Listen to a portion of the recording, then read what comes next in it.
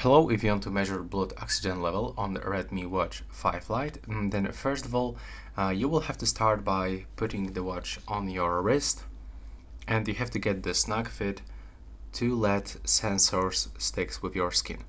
If you have tattoos right here, the measurements might be inaccurate, or even you will be not able to measure at all. So be sure that you do this upside down, or for example on your second wrist. And now click right here, tap to measure.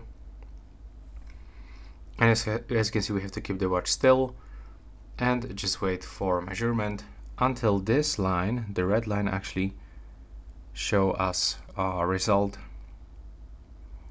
So it will take probably around 30 to 40 seconds.